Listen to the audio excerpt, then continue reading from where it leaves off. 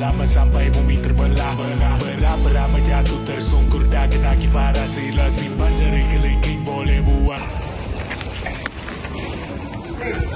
Baris!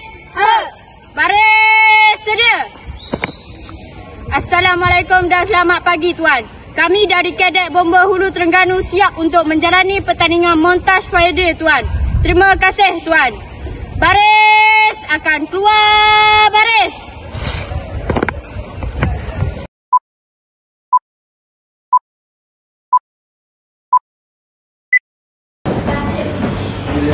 Okey, sekian saja untuk hari ini. Kita jumpa lagi pada minggu hadapan ya.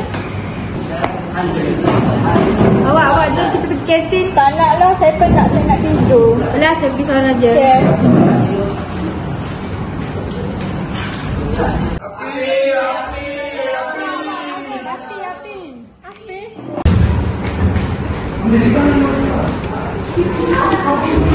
Apakah langkah-langkah yang perlu dilakukan sekiranya berlaku kebakaran? Bawa barangan yang penting sahaja seperti dompet. Jangan panik. Hentikan semua aktiviti. Semua switch ditutup jika berkesempatan. Dan bangunan mengikut pelang kecemasan yang diletak di setiap bilik.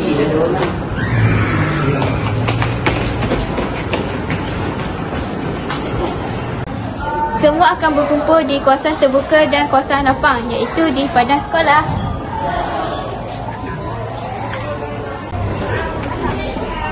Murid tidak dibenarkan berpatah balik ke kelas untuk apa jua tujuan. Murid hendaklah berbaris dan guru akan mengambil setiap nama murid. Langkah terakhir, pihak sekolah akan membuat laporan kepada pihak penyelamat berkaitan jumlah mangsa yang terlibat.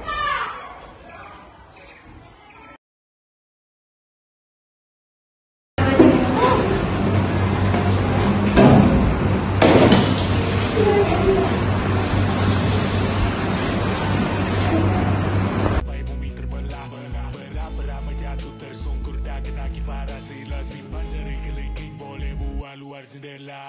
Apa yang boleh ku lakukan, ku cuma tukang cerita. Tandingan merah biru. Api! Awak kenapa ni? Oh, mimpi rupanya. Sekian daripada kami. Assalamualaikum tuan. Kami Kadet Bomba dan Penyelamat Malaysia Daerah Hulu Terengganu, seramai 5 orang anggota termasuk saya, telah siap menjalani pertandingan montaj fire drill. Tuan, terima kasih tuan.